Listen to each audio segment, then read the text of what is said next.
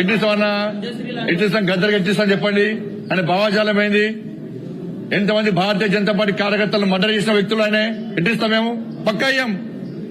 మా కార్యకర్తలను చంపితే మా కార్యకర్తలను చంపిన కార్యకర్తలను పాటలు పాడిన వ్యక్తి గద్దర్.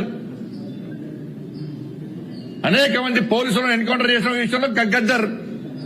ఎట్లిస్తాం? మీరు వంశం ఇస్తామేంటి అవార్డ్స్? భయపడే ప్రసక్తి లేదు, వెనుకపోయే ప్రసక్తి లేదు.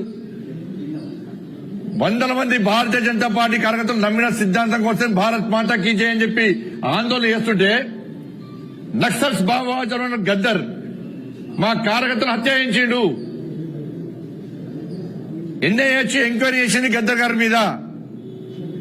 అనేక మంది పోలీసులను ఎన్కౌంటర్ పేరుతో మర్డర్ చేసిండు. అటువంటి వ్యక్తిని ఏ విధంగా పంపుతారు ఇవాళ?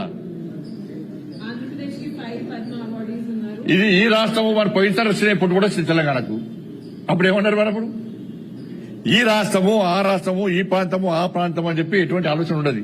ఈ రాష్ట్రానికి ఇవ్వాలి, ఈ రాష్ట్రానికి ఇద్దని ఎక్కడ ఉండదు. ఇవన్నీ మళ్ళీ తెలంగాణ సెంటిమెంట్ ను మీరు రగిలిసిన తెలంగాణ ప్రజలు అన్ని తెలుసు.